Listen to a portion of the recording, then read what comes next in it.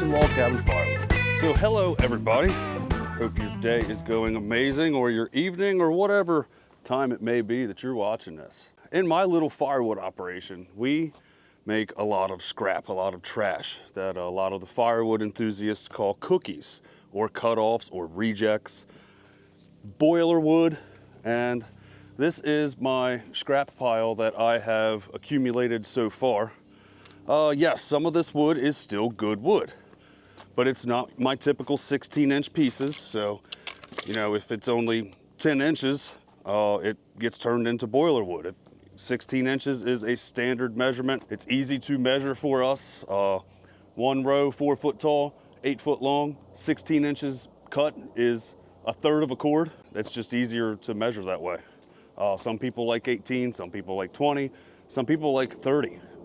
It all depends on what stove you have and what your application is that you're using it. Some of this ash didn't look real pretty along the outside, so I put that in here. It's still good wood. It will heat my boiler. It will heat somebody else's boiler, but it's just not as pretty as this stuff over here.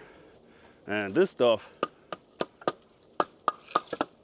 it's drying really nice already. This is a lot of maple and gum.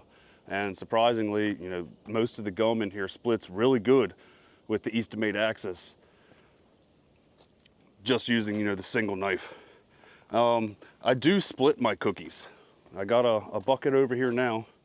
A lot of these bigger pieces, I like to split them up, that way people could still handle them and manage them. There's a lot of people that have traditional boilers can put whole trees in there. I still am a disbeliever that burns efficiently.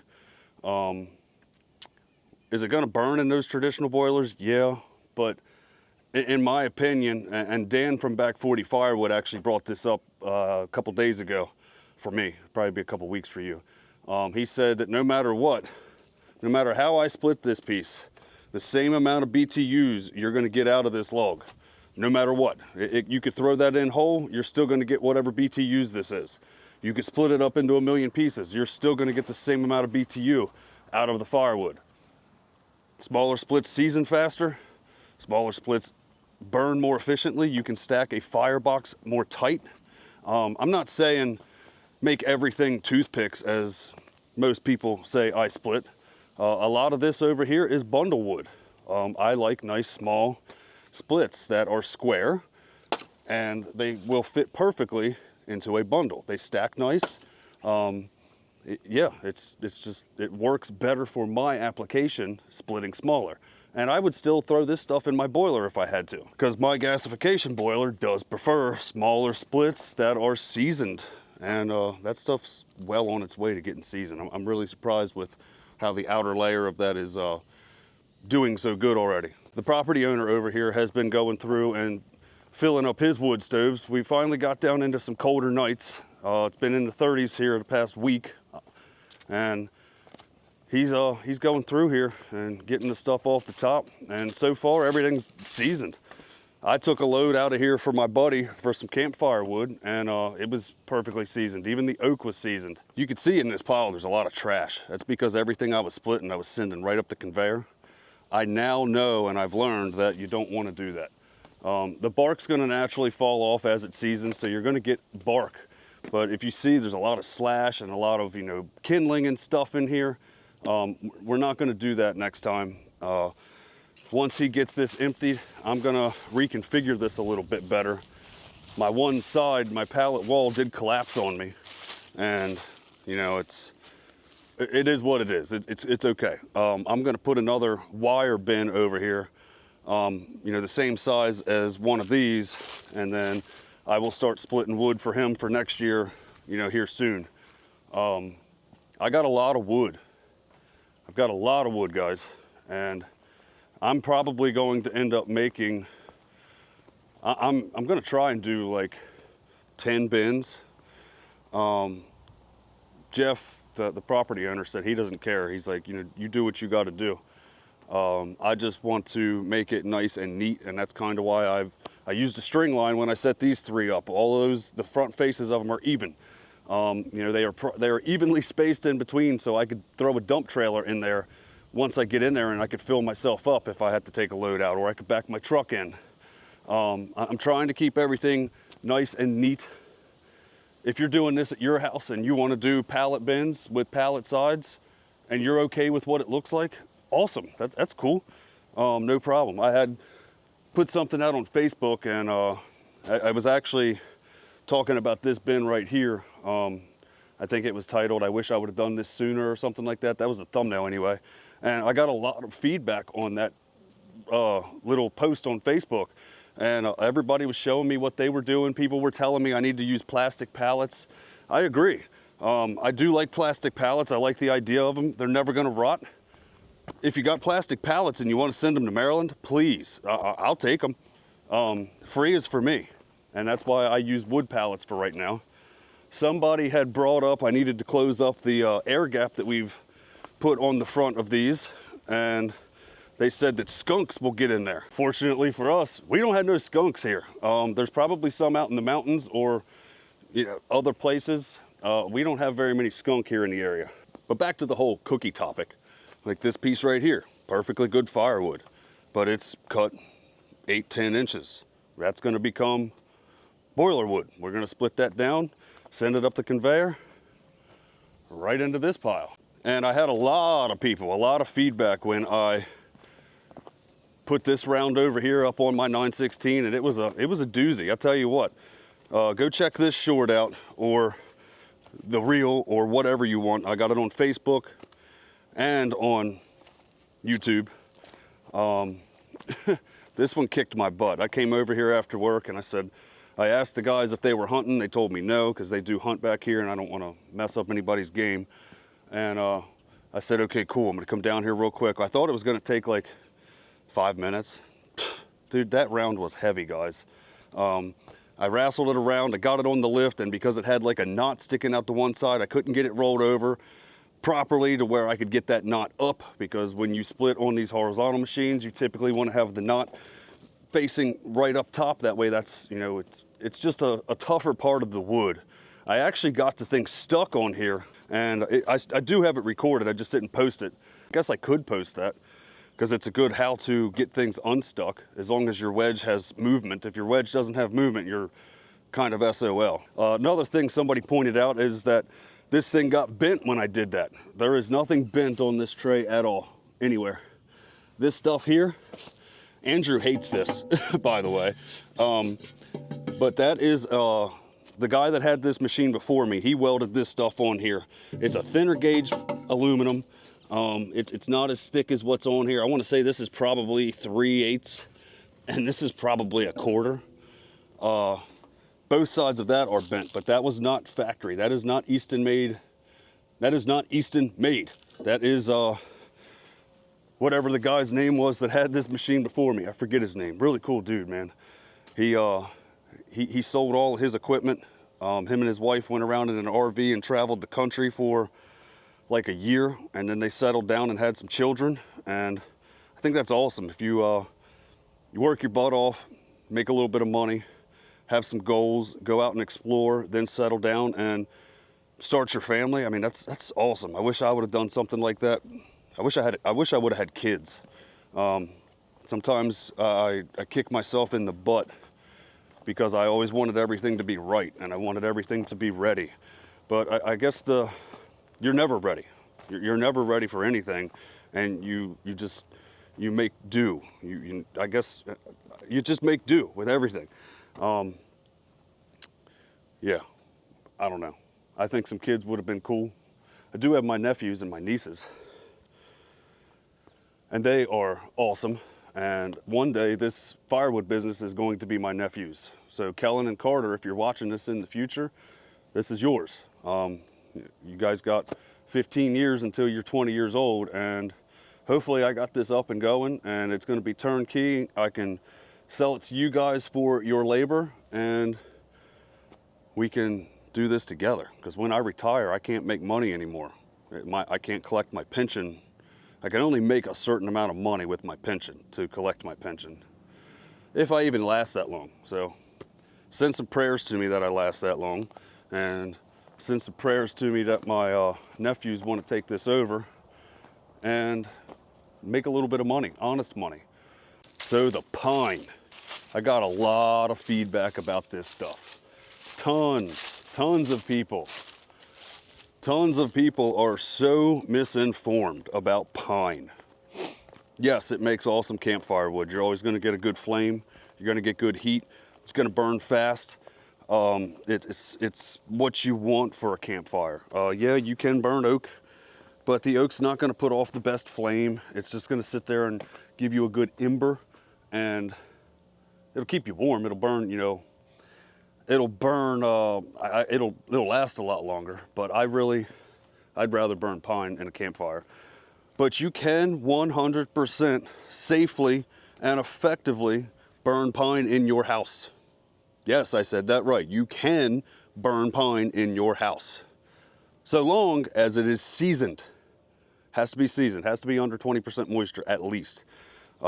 Most of my stuff that I burn, like even in my boilers, in the 14 to 15% range, and it's been seasoned for 2 years before it even goes into my stove. Even when we burned in the house, I did that. I always at least 2 years seasoned things. And as I've been splitting longer and longer, I'm getting better and more efficient at seasoning things. But pine is fine. There's nothing wrong with it. There's several regions in the world, even including our country or the country I live in, the United States. I don't know where you're all watching from. But even here in the United States, some of the Midwestern, like mid-states, all they have is like jack pine, I believe it's called. Some parts of Northern California, Oregon, Washington State, all they have is pine. Canada, like on the northeastern side, Nova Scotia, they have a lot of birch and pine, and it's fine. British Columbia, they've got a ton of pine. Spruce and like fir, and I think one of them is not actually considered a pine because it does drop its leaves or its needles. It does drop its needles. I forget the name of it. I still consider that a pine, even though they say it's like a deciduous hardwood. Probably saying that word horribly. But it's all the same. As long as you season your wood, guys, you're great. I tell you, an unseasoned piece of oak will destroy your chimney faster than a seasoned piece of pine. Pine burns hot, and when you burn things hot, things clean themselves out. If you keep your chimney hot with a hot fire, yeah, you're gonna burn more wood, but when you choke your fire off, that's what creates creosote, especially if you do it with green wood. You don't want to choke things off. I mean, yeah, nobody likes getting up every 2 or 3 hours to fill their stove in the wintertime, but if you want your chimney to last and not get gummed up, burn a couple hot fires every now and then. Get up every 2 or 3 hours, cook that thing out, and heat safely. And make sure you guys get your chimney swept at least every year or every other year. I always did every other year because every time the guy came, he told me I was burning good. So I never did every year. The stuff's expensive with the price of everything going up every day. Every week, every day, every minute, everything's going up and up and up. I know it's hard, you know, to do everything that's required. And if you can sweep your chimney yourself, even better. Get up there, get you some rods and some sweeping things, and you can climb your roof safely. Don't fall off your roof, guys. Be careful. If you can't do it, call somebody. They sell everything on Amazon, though. My roof is, my chimney in the house was like 42 feet tall, and my roof is 12. I called the dude down the street. We have a chimney service literally 6 houses away. I said, hey, man, you want to sweep my chimney? He says, yeah. He says, why don't we barter? So we bartered. He did it for a cord of wood. And for what I was selling wood for at the time, that was what he charged to do a chimney that big. And he even did a great job cleaning out my stove at the time. But yeah, pine's fine. Is it the best wood? No. There are better woods, but if that's all you got and it's dry, yeah, you could burn it. You're not gonna burn your house down, guys. Be smart. Let's be realistic here and use some common sense. And I'm learning on shorts and reels, man. The ugly comes out in a lot of people, and it's hard for me to not fire back at you. I try to maintain a professional image, and I try to reply to everything. But man, some of the comments I get, it's just like, wow. Where do these people come from? What do they do? Like, That's all they're doing, sitting on their couch, just coming through and trolling on people. And then there's a lot of arrogance too. There's a lot of people, there's other firewood makers and manufacturers and distributors that all they say is best, best, best, best, best. Theirs is the best. They do this, they do that. I'm like, dude, cool, I don't care what you do. I'm trying to make a buck on Facebook. I'm trying to make a buck on YouTube. I'm trying to do less wood by doing social media. I'll be honest with you. That is my goal for 2026. I wanna monopolize on all social media platforms, and I don't want to become Mike Morgan. I use him for a reference because Mike's doing really well. He's a great guy too, if you've ever met him in person. He's literally, what you see every day of him posting, that's literally that guy. He's just a good gentleman and a good family man, good father, good husband, all that. Good creator too. Very smart man. Would it be cool if I got that way? Yeah, awesome, but I can't do it without y'all's support. So everybody watching this right now, thank you from the bottom of my heart. You're helping make my dreams come true. So I think I need to split some cookies. I think I've talked for like 20 minutes now, and I bet none of this will make this video. But let's do it anyway. Cookie time. And just a little bit more on me wanting to do this a little bit more full time. If there's stuff you guys want to see or want me to talk about, or you have questions that other people aren't answering on social media, whether I answer it in a short or I answer it in a long form video, you can always email me, logcabinfirewood83@gmail, and we can talk, or you can leave something in the comment section and we could talk and chat. Yeah, let me know what you guys want, because I'm doing this for you.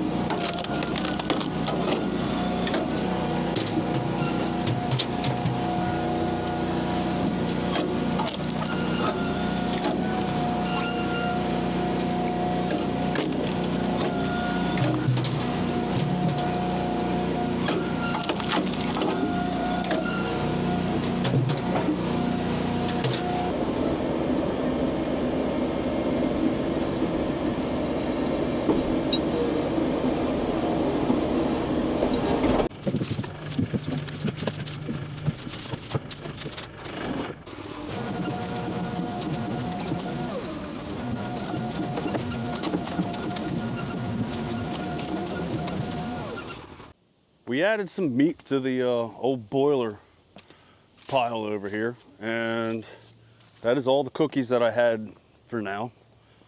I got everything cleaned up over here. I'm gonna go through and back drag a little bit with the tractor and kind of clean up my mess. Get all this stuff put into the appropriate area. Probably gonna take this kindling home, because I do like having a little bit of that on hand if I ever let the boiler get too far down and not going the way it should. Some of these rounds over here that are cut, I decided I'm gonna keep these because the neighbor over here, he doesn't care, what size, if they're 12, 16, whatever. He's not picky. So I kept a bunch of these over here. This will be the start of his pile for next year. Some of these I gotta cut, but for the most part, this will become neighbor wood. I still haven't done anything with this cherry. I'm probably gonna end up doing the same thing with it. Go through and cut, a couple of these pieces. A lot of this is rotten though, guys. Cut what I can, and this will become his wood as well. I'm gonna come back over here and continue cutting on some of this. I'll probably run up and grab the excavator, or at least throw the forks on the tractor and get some of these logs down off the pile without killing myself. And we're going to then move the Axis and the conveyor over and finish this pile. I'm gonna try and finish this pile here soon. I need to finish getting the wire over there where I smoked myself in the head with the old post driver. Y'all gave me grief and said, oh yeah, all you need is a post driver. And what do? I pull out too far and hit the top of the pole, and then I smoked the top of my head. Another thing, on Facebook, everybody was sending me pictures of the same injuries, and they all had it way worse than me. A lot of people had staples put back in their skull, and or you know, on their skin, their scalp. And thank the Lord I didn't have to get any stitches or staples or anything like that. I just had a nasty headache and a bump on my head. But yeah, that's the old post driver, man. I listened to you guys. You made me feel like I was weak, and I got it. And it did work well. It worked, you know, a lot easier. I didn't bend any of my posts. But I listened to you guys and ended up getting a headache. Get this one done. Get the wire around it, start getting it full. The oak is going to my house because I still have, I think, 7 cord over there I need to stack up for myself. And I might take a couple loads, maybe 2 loads home to fill up what I need to over there. And then we'll keep knocking this out. And I need to get more wood, guys. At the rate I'm going, I'm not gonna have enough wood to keep going all winter. I say that now, but I'm the biggest procrastinator in the world. This will probably take me a year. Take care of each other, guys. Thank you so much for tuning into Log Cabin Firewood. Once again, my name's Jack. Make sure you smash that like button and subscribe if you haven't yet. And if you go on Facebook, the Log Cabin Firewood Facebook page, I'm not even going on that one anymore. My Jack Mischke page is doing a lot better. I'm almost at 13,000 followers, so go on over there, Jack Mischke, and check me out on Facebook. Give me a follow over there. And I'll catch you guys on the next one. See you guys.